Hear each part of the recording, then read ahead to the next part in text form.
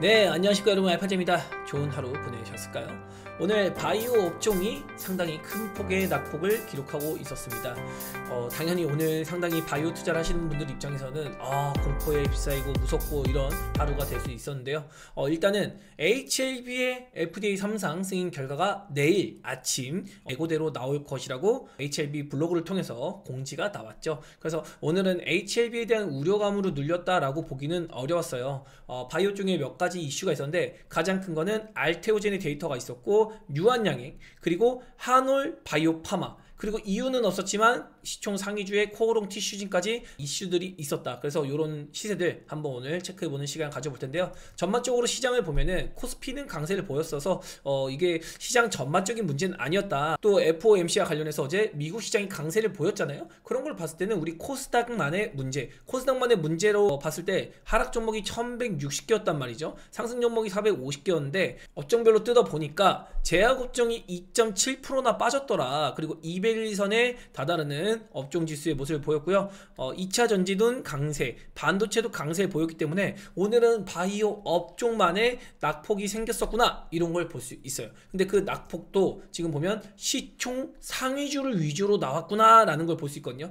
이 시총 하위권이나 헬스케어 종목들은 크게 반응이 없었어요. 이런 것들을 봤을 때는 시총 상위주에서 차익 실현일까요? 아니면 흔들기일까요? 어쨌든 이런 변동성을 요구하는 움직임이 도출되었다. 그래서 오늘 어떤 이슈들이 있었는지 이유를 갖다 붙이기는 힘들지만 일단 그래도 왜 빠졌는지 이유를 한번 찾아봐야겠죠. 그래서 알테오젠 같은 경우는 오늘 임상 데이터가 나왔습니다. 키투르다 SC와 IV 제형 간의 3상 성공 효능 안정성 어떻게 나왔냐? 비열등성으로 나왔습니다. 근데 이게 논란이 좀 있었던 게 우월성이든 비열등성이든 사실은 상관이 없거든요. 이게 어쨌든 같은 약물이에요. 중요한 거는 알테오젠의 기술이 정맥 주사제를 SC 제형, 즉 정맥 주사제를 피하 주사제로 변환시킨다. 그러면 이게 정맥 주사제의 효능만 그대로 효능 있게 갖고 오면 되는 거거든요. 물량만 아니면 되는 거예요. 효능이 있으면 되는 건데 이거는 애초에 효능을 어느 정도 확보해 놓은 상태였거든요. 그러면 우월성과 비열등성에서 큰 차이가 나지 않으면 되는데 여기 보시면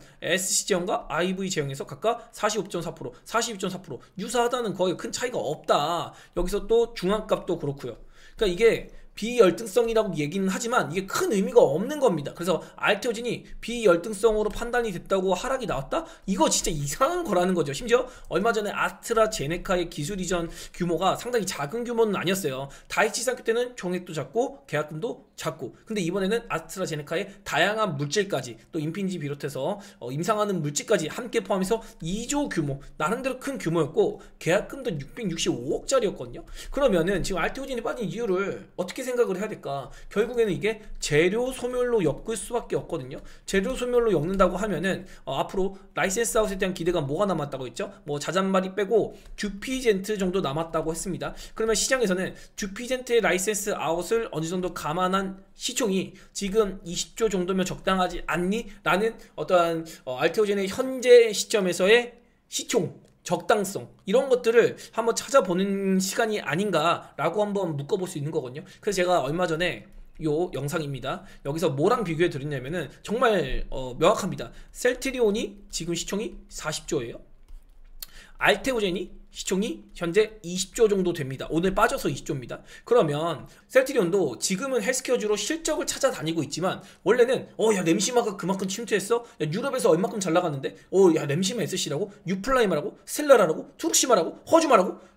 뭐 이렇게 기대감들이 있어서 그 기대감으로 상승하는 시절이 있었거든요. 근데 그 시절을 지금 알테오젠도 겪고 있는 거고, 알테오젠도 이제 라이센스 아웃만큼 나올 만큼 나왔고, 이 듀피덴트라든가 약간 작은 규모의 라이센스 아웃들이 몇 가지 있을 거 아니에요? 그러면은 그걸 감안했을 때 이제는 시장에서 요구하는 게, 야 내가 엄청난 기관이고 엄청난 돈을 가진 외국인인데 니네 그래서 숫자 얼마큼 찍을 수 있는데, 지금 얼마큼 벌 수 있는데, 당장에 니네가 돈을 얼마큼 버니? 이거에 대한 생각을 해보는 거죠. 지금까지는 기술에 대한 기대감으로 쫙 쏴 올리긴 한 거예요. 한 시총 25조까지도 갔잖아요. 그러니까 갑자기 25조라는 걸 생각해 봤더니 뭐 제가 셀트리온을 자꾸 비교를 하지만 셀트리온뿐만 아니라 같은 딴에 있는 시총이 큰 기업들과 비교를 해 봤을 때 알테오젠의 성장 가능성은 무궁무진하지만 그 밸류를 너무 일찍 끌어온 거 아닌가? 요런 생각을 이제 외국인이나 기관이 하고 있는 것 같다. 그래서 예전에 2차 전지에서도 같은 현상이 일어났거든요. 에코프로의 성장, 어차피 나중에 뭐 27년, 28년 그 당시에 호황임에도 불구하고 밸류를 막 먼 미래의 밸류를 끌어와서 논리를 만들었단 말이에요. 그러면 어쩌면은 뭐 알테오진이 지금 주가가 비싸다 싸다 이런 논리가 아니라 외국인과 기관이 봤을 때는 이거 굳이 지금 올리는 거는 얼마큼 우리가 더 땡길 수 있을까? 얼마큼 우리가 알테오진에 투자를 해서 수익을 거둘 수 있을까? 이거를 외국인과 기관의 관점으로도 우리가 생각을 해봐야 된다는 거죠. 그래서 저는 항상 얘기하지만 좋은 주식과 좋은 기업의 개념을 우리가 좀 잘 가져봐야 될 것 같다라는 걸 여기서 얘기를 했었습니다. 그래서 아마도 그런 논리가 나왔다라고 또 이것도 엮어볼 수 있는 거지 뭐 팩트는 아닙니다. 네, 근데 아무튼 그런 논리로 알테오진의 어떤 주가의 흔들림이 조금 생길 것 같다. 다만 알테오진이 지금 생각보다 너무 많이 흔들려서 코스닥 자체를 흔들어 버렸거든요. 그래서 요 정도 흔들린 거는 조금 오버가 아닌가.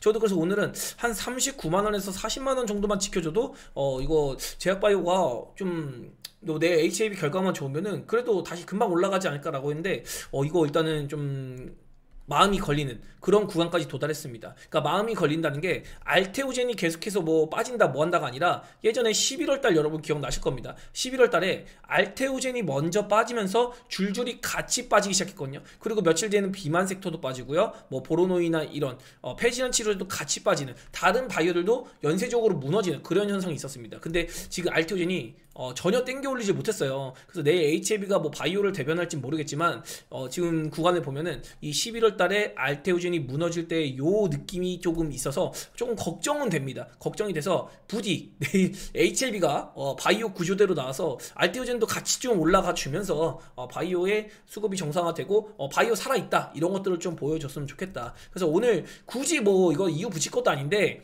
이거를 억지로 이유를 붙인다면은 이 비열등성이라는 단어 근데 이거 자체도 웃기지도 않는 그 단어예요 여러분. 그래서 이거에 휘둘릴 필요는 없다. 그러니까 알테오젠을 보유하신 분들은 걱정하지 말고 다시 올라갈 수 있으니까 그 기대감으로 버티셔야 되는 거고 대신 신규 투자자 입장에서는 그냥 냉정하게 보는 겁니다. 업사이드를 열 수 있을까? 이거를 고민해 보는 거예요. 그래서 내가 지금 시점에서 투자를 했을 때 얼마큼의 수익을 거둘 수 있을 것인가 그런 관점에서 조금 고민을 해보라 이거 같은 의견을 또 드리고 있는 거예요. 굳이 뭐 기술적인 걸로 뭐 판단을 하면 그런 시총을 가지고 있지만 제가 만약에 알테오젠을 신규 진입한다 저는 200일선을 다시 한번 공략해 볼 것 같아요. 여기서도 200일선 공략해서 요 구간에서 매도를 했거든요. 똑같아요. 이번에도 혹시 눌린다면 혹시 뭐 이렇게 급락을 할지 모르겠지만 질질질질 빠진다면은 정말 보수적으로 신규 투자자 입장에서는 요 32만 5천 원에서 33만 원 사이 여기를 보는 게 맞고 보유자 분들은 흔들리지 말고 그냥 가져가 보셨으면 좋겠다. 하지만 섣불리 여기서 또 뭐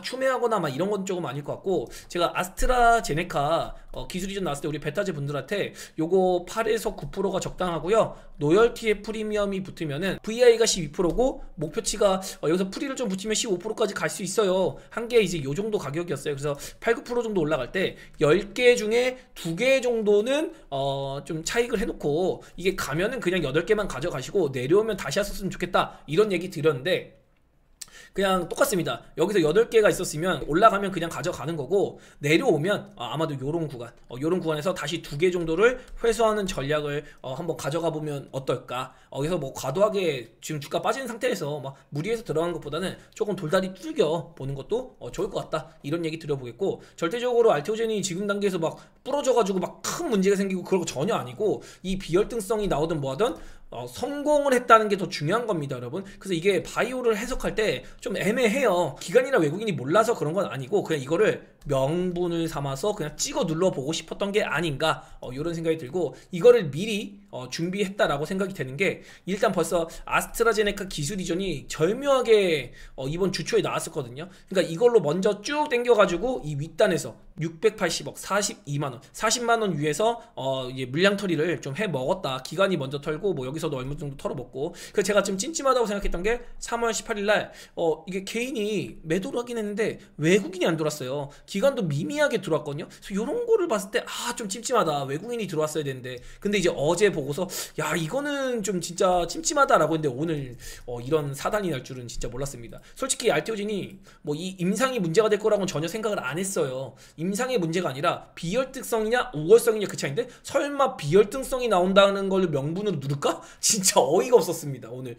그래서 이거는 비혈증성을 명분으로 눌렀다는 거는 그거 자체가 좀 돈의 논리로는 그냥 명분 삼았다. 이거를 여러분이 꼭 알고 계시고 시간이 해결해 줄 거다. 이렇게 좀 생각해 주세요. 그리고 키트루다 관련해서 뭐 마일스톤 들어오고 이제 로얄티 내년 정도부터는 이제 들어오겠죠. 그래서 그런 시간이 좀 필요한 거니까 알테오젠은 여전히 매력이 있다 이런 개념보다는 시간이 필요하다 이런 개념으로 신규 투자 같은 것도 조금은 보수적으로 보되 보유자분들은 너무 걱정하지 말고 잘 체크해 보셨으면 좋겠다. 이런 얘기 드려보겠고요. 그리고 오늘